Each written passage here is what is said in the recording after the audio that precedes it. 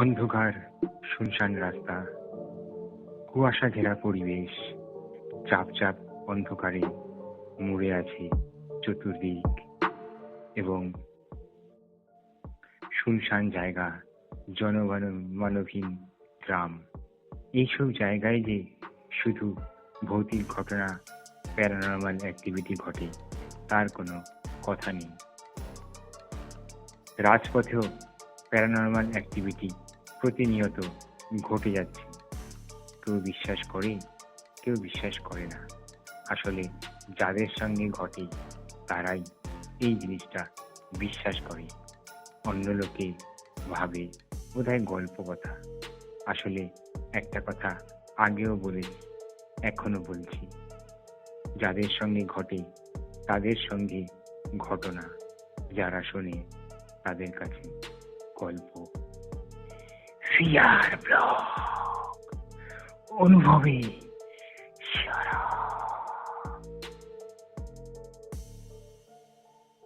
সুস্মিতা রায়, ও একটা অফিসে চাকরি করত, সল্টলেক সেক্টর 5-এর কলেজ মোড় 1 নম্বর গেটে গোদরেজ জেনেসিস বিল্ডিংয়ে। ওর শরীর হঠাৎ করে খারাপ হতে আরম্ভ করলো। অফিসেও ঠিক টাইমলি যেতে পারত না এবং সপ্তাহে 6 দিন অফিস, সোম থেকে শনি, কিন্তু কোনো দিন সপ্তাহে 3 দিন, কোনো সপ্তাহে 4 দিন, এইভাবে ও ইরেগুলার হতে আরম্ভ করলো। অফিসের যে ডিরেক্টর, সে বলল যে সুস্মিতা, তুমি যদি এইরকম করো তোমাকে কিন্তু আমরা চাকরিতে রাখতে পারবো না। তুমি রেগুলারিটি মেনটেন করো, কন্টিনিউ করো, টাইমলি আসো, টাইমলি বেরো। ওদের অফিস টাইম ছিল সকাল 10টা থেকে রাত 7টা। গোদরেজ জেনেসিস বিল্ডিংয়ে ওদের অফিস। 7টার সময় ও অফিস থেকে বেরিয়ে ছুটির পর বাস ধরতো কলেজ মোড় থেকে। সেখান থেকে বাস ধরে আসতো বিধাননগর স্টেশন, ওখান থেকে ট্রেনে করে ঠাকুরনগর। ওর বাড়ি ছিল ঠাকুরনগরে। এরপরে 7 দিন পর ও অন্যরকম প্রবলেম শুরু হলো। যাই খায় তাই বমি হয়ে বেরিয়ে যায়। ও যদি এক ঢোক জলও খায়, সেই জল যেন বমি হয়ে বেরিয়ে যায়। অনেক ডাক্তার দেখানো হলো, কিন্তু ডাক্তাররা কিছুতেই তার কি রোগ হয়েছে সেটা ধরতে পারলো না। অনেক রকম টেস্ট করেছে, কিন্তু সেই টেস্টেও সব রিপোর্ট ওকে। নমস্কার বন্ধুরা, ফিয়ার ব্লগে আপনাদের স্বাগত। আমি রূপম চক্রবর্তী, সঙ্গে সাউন্ডে আছে সমীরণ রয়। আমাদের কাছে ঘটনা পাঠাতে গেলে কিভাবে পাঠাতে হবে এখানে বলে রাখি। আমাদের মেল আইডি রয়েছে saptoshi3699@gmail.com। আমাদের হোয়াটসঅ্যাপ নম্বর রয়েছে 9635493476, যেখানে আপনাদের জীবনে ঘটে যাওয়া সত্যি ঘটনা লিখে আপনারা পাঠিয়ে দিতে পারেন। আমাদের ফেসবুক পেজও রয়েছে, যেখানে আপনারা আপনাদের জীবনে ঘটে যাওয়া সত্যি ঘটনা লিখে পাঠিয়ে দিতে পারেন। ফেসবুক পেজে আপনারা লিখবেন ফিয়ার @ব্লগ, লিখলেই আপনারা আমাদের সঙ্গে যোগাযোগ করতে পারবেন। ডেসক্রিপশন বক্সে সমস্ত লিঙ্ক দেওয়া রয়েছে। তো চলে আসছে আজকে সুস্মিতা সেনের একটা সত্যি ঘটনা নিয়ে, ওর জীবনে ঘটে যাওয়া একটা সত্যি ভৌতিক ঘটনা নিয়ে। ও আমাকে লিখে পাঠিয়ে আমাকে বলেছে যে দাদা, যদি ঘটনাটা সিলেক্ট করো, যদি ভালো লেগে থাকে তাহলে এই ঘটনাটা দিও। আমার জীবনে এই একটাই প্যারানর্মাল অ্যাক্টিভিটি ঘটেছিল আমার সঙ্গে, যেটা আমার তো খুব ভয় লেগেছে। জানি না তোমার কেমন লাগবে, সিলেক্ট হলে দিও। আমি অধীর আগ্রহে তোমার গলায় ঘটনা শোনার জন্য অপেক্ষা করছি।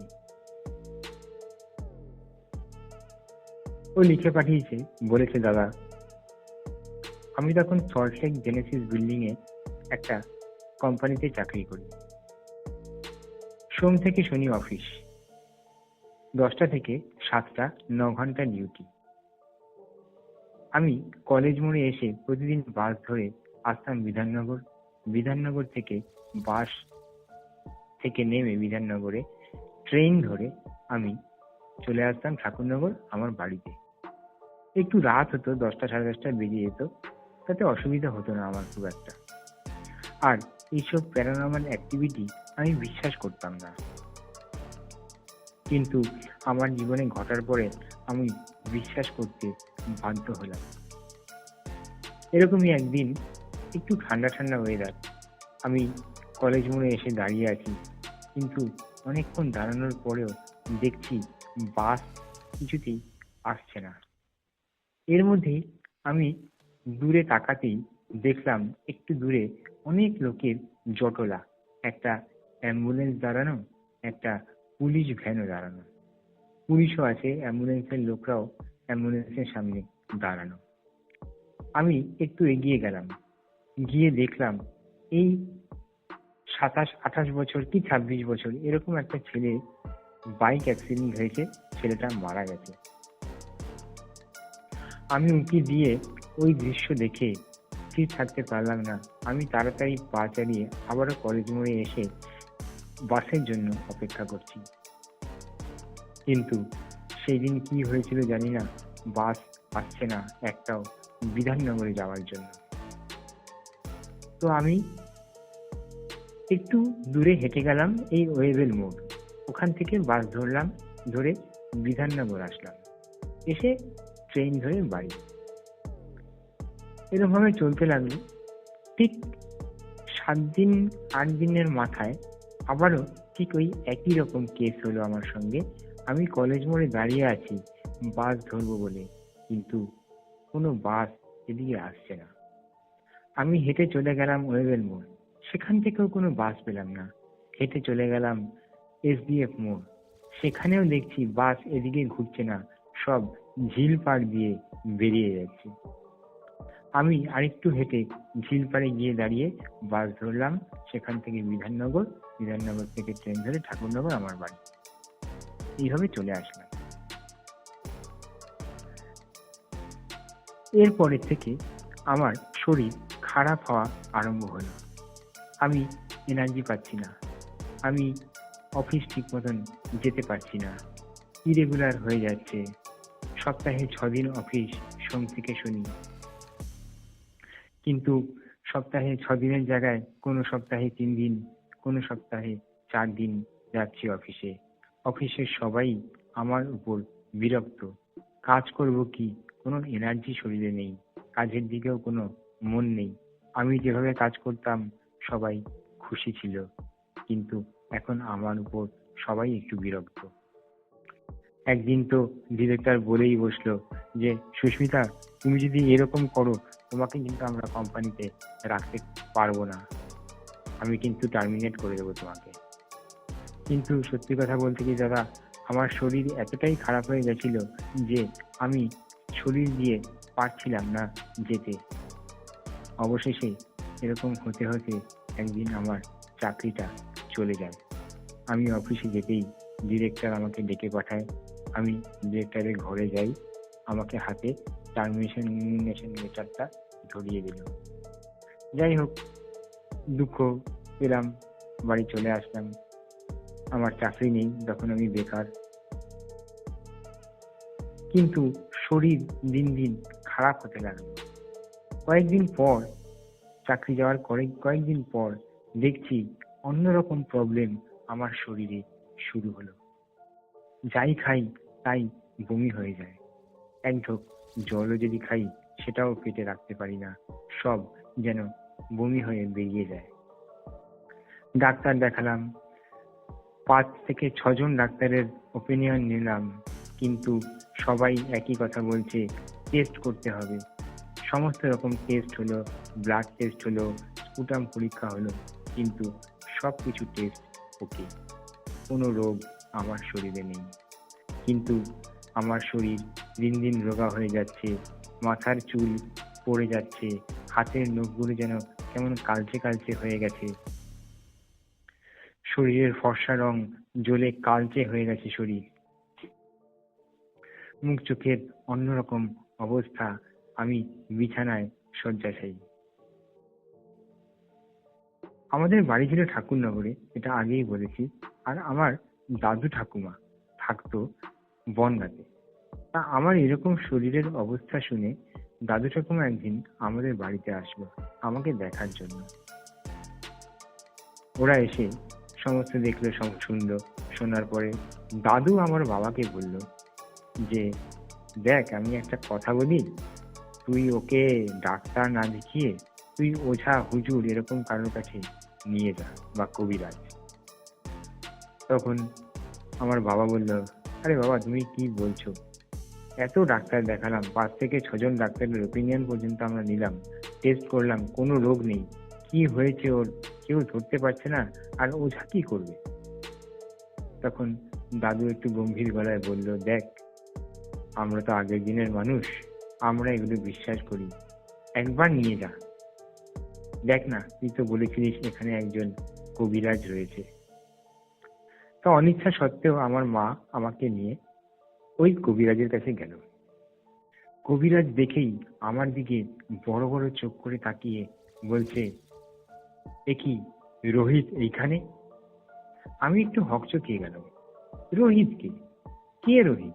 আমি তো সুস্মিতা, আমি তো মেয়ে। আর রোহিত নামে তো কোনো ছেলের কথা উনি বলছেন, কি বলছেন উনি ভুলভাল।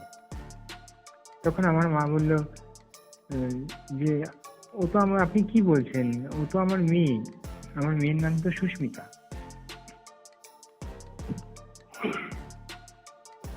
তখন হুজুর বলল, মানে কবিরাজ বলল যে, হ্যাঁ তোমার মেয়ে, কিন্তু আমি ওর মধ্যে অন্য কারোর ছায়া দেখতে পাচ্ছি, যার নাম রোহিত। সে একটা ছেলে, বয়স এই 26 থেকে 28-এর মধ্যে হবে। এরপর আমাকে কবিরাজ জিজ্ঞেস করলো, আচ্ছা মা, তুমি একটু মনে করে বলো তো, এরকম কোনো জায়গায় কি কোনো ছেলের অ্যাক্সিডেন্ট হয়েছিল এরকম বয়সী, যার মধ্যে দিয়ে তুমি হেঁটে এসেছিলে কোনো সময়?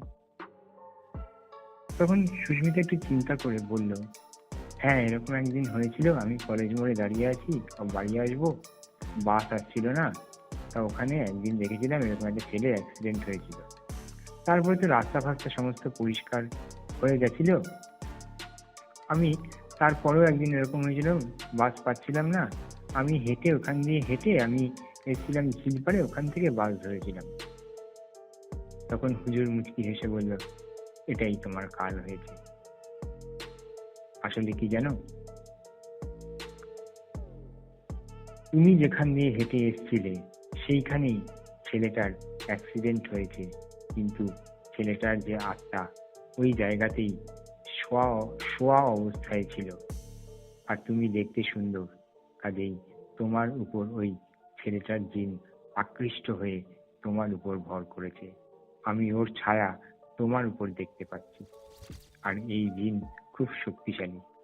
ঠিক আছে, আমি ব্যবস্থা করছি। বলে উনি চোখ বুজে বিড়বিড় করে কি সব মন্ত্র বললেন, আমি কিছুই ছাতার মাথা বুঝতে পারলাম না।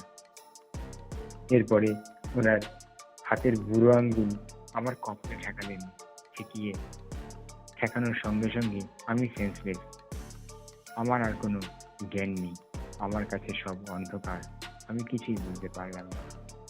পরে মায়ের কাছে শুনেছিলাম, বলল হুজুর মানে কবিরাজ নাকি আমাকে সেন্সলেস করার পরে আমার চতুর্দিকে কি একটা লাল জিনিস দিয়ে গন্ডি কেটে দিয়েছিল, গন্ডি কেটে দিয়ে এসব মন্ত্র পড়ে তারপরে নাকি আমাকে আবার সেন্স ফিরিয়ে এনেছিল। আমার সেন্স ফিরে আসার পরে আমি দেখলাম হুজুর ধ্যানের মতন বসা, পাশে মা বসা। হঠাৎ করে উনি চোখ খুললেন, চোখ খুলে বললেন, নাও মা, তোমাকে আমি একটা তাবিজ দিয়ে দিলাম, কিন্তু এই তাবিজটা সবসময় তুমি হাতে পরে থাকবে, কোনো সময় খোলার চিন্তা করবে না। এটা তুমি যতদিন বাঁচবে ঠিক ততদিন আমি এই তাবিজটা তুমি পড়বে। আমি যা করার করে দিয়েছি, কিন্তু কতদূর কাজ হবে আমি বলতে পারবো না। তবে একটা কথা বলি যে তোমার শরীর ওই জিন ছেড়ে দিয়েছে। মনে হয় আর কোনো প্রবলেম হবে না। এর মধ্যে 2 মাস চলে গেল, কোনো প্রবলেম আর হয়নি।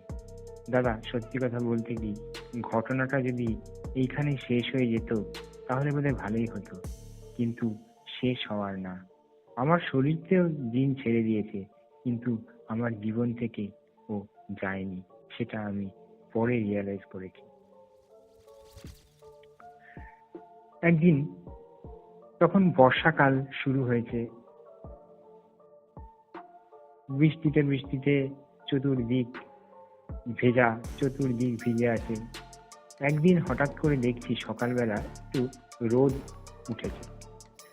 সেদিন মা সঙ্গে সঙ্গে কিছু জামা কাপড় কেচে ছাদে দিয়ে এসেছিল, কিন্তু বিকেলবেলা তুলবে তো জামা কাপড়, সেটা তুলতে ভুলে গেছিল।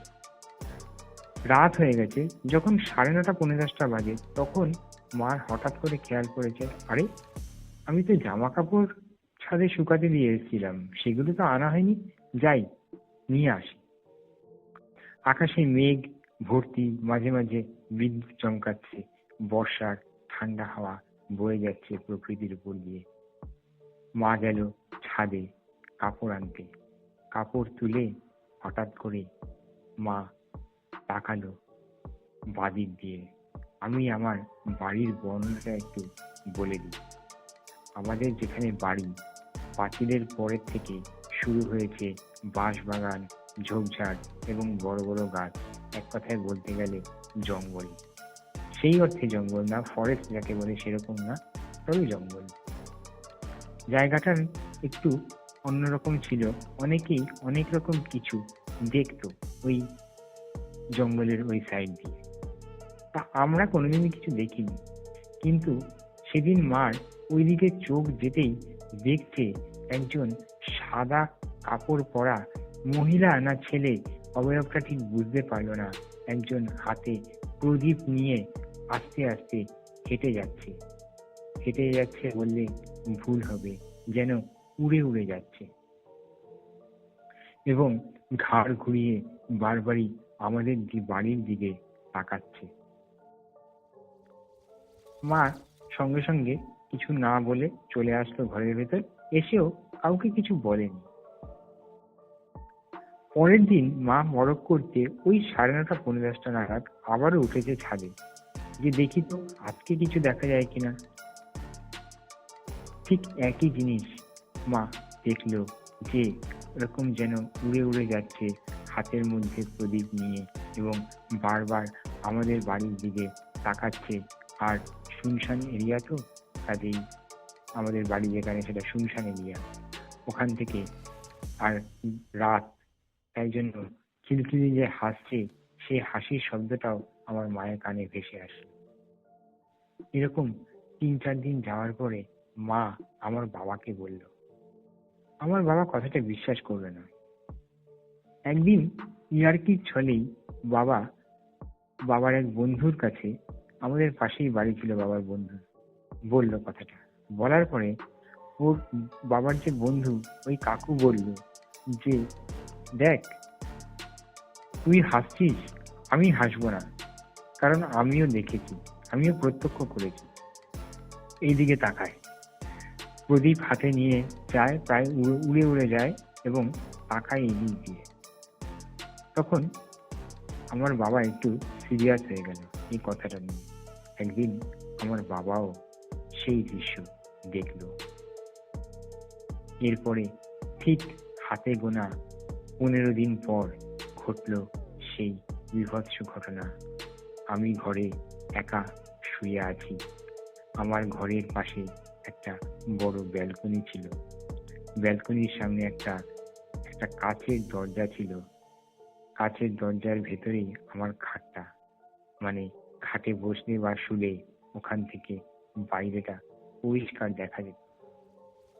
আমি হঠাৎ করে জেগে বসলাম, ঘুমাচ্ছিলাম। হঠাৎ করে কি একটা আওয়াজে আমার ঘুমটা ভেঙে গেল।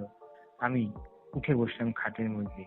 উঠে বসে যেই দরজার দিকে তাকাচ্ছি, দেখছি কোনো একটা অবয়ব, ছেলে না মেয়ে বুঝতে পারলাম না আমিও, একজন আমাদের ব্যালকনিতে প্রদীপ হাতে নিয়ে দাঁড়িয়ে আছে আর আমাকে যেন ফিস ফিস গলার আওয়াজে ডাকছে।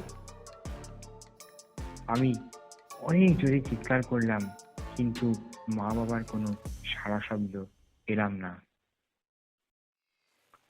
আমি চিৎকার করে কেঁদে উঠলাম, তাও মা বাবা কোনো সাড়া শব্দ দিল না। মা বাবা পাশের ঘরেই ছিল। আমি কোনো রকমে উঠে, পা চলছে না, সারা শরীর দিয়ে ঠান্ডা শিহরণ খেলে গেল। আমি এগুলো কি দেখছি? আমার সঙ্গে কি হচ্ছে? আমি কার কি ক্ষতি করেছিলাম যে আমার সঙ্গে আজকে এই ধরনের ঘটনা ঘটছে?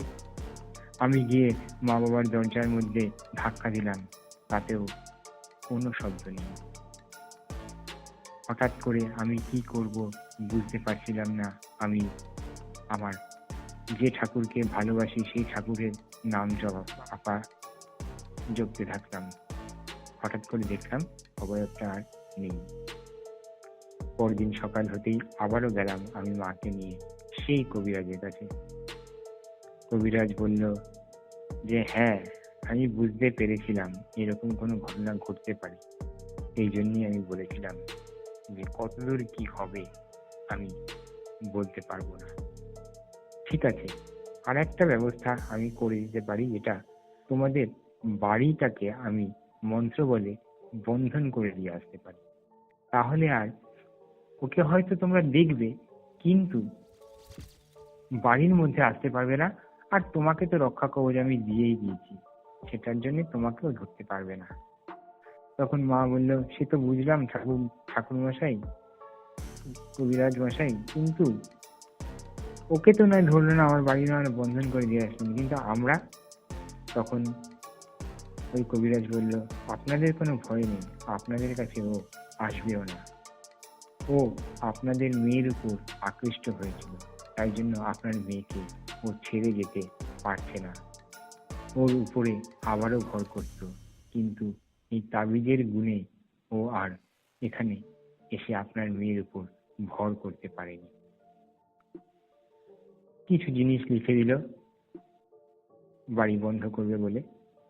বাবা কিনে নিয়ে আসলো, তারপর সমস্ত কিছু বন্ধ করে দিয়ে গেল উনি মন্ত্র বলে। এরপর থেকে দাদা আজ পর্যন্ত আমার আর কোনো বিপদ হয়নি, বা বাড়ির উপরেও আমি কাউকে দেখিনি। এমনকি এখন ওই জঙ্গলের মধ্যে দিয়ে যে উড়ে উড়ে যেত প্রদীপ নিয়ে, সেটাও এখন আর দেখা যায় না। এখন মোটামুটি ভালো আছি। আমার বিয়ে হয়ে গেছে, আজ 3 বছর হয়েছে। আমি অনেকদিন ধরে লিখবো ভাবছিলাম, কিন্তু লিখে উঠতে পারছিলাম না, তাই আজকে সাহস করে লিখেই ফেললাম। যদি ভালো লাগে এই ঘটনাটা দিও দাদা। থ্যাংক ইউ সুস্মিতা, আমার খুব ভালো লেগেছে তোমার এই ঘটনাটা। একটু অন্যরকম, আমরা যে ধরনের ঘটনা দিই তার থেকে একটু অন্যরকম। ভৌতিক ব্যাপার ঠিকই, কিন্তু তাও একটু অন্যরকম লেগেছে আমার। তো আমি ফিয়াজবাকের ফ্যামিলির সঙ্গে আজকে শেয়ার করলাম। আশা করি ওদেরও ভালো লাগবে, একটা অন্য রকমের ঘটনা পেলাম আজকে। যদি আরো কোনো ঘটনা থাকে বা কালেক্ট করে যদি তুমি দিতে পারো তাহলে দিও। তুমি সুস্থ থেকো। তো বন্ধুরা, আজকে আমার ঘটনা এই পর্যন্তই। সাবস্ক্রাইব করে দিও, শেয়ার করে দিও বন্ধুদের মধ্যে, লাইক করো, কমেন্টস করো। তোমাদের লাইক কমেন্টস আমাদের পরের ঘটনা শোনানোর জন্য এনার্জি জাগায়। প্রত্যেকবারই বলি, এইবারে বলি, প্লিজ সাবস্ক্রাইব করে দিও। নমস্কার, আজকে এই পর্যন্ত। নেক্সট সানডে আমরা আবার আরেকটা নতুন সত্যি ভৌতিক ঘটনা নিয়ে হাজির হব ফিয়ার ব্লকে। নমস্কার।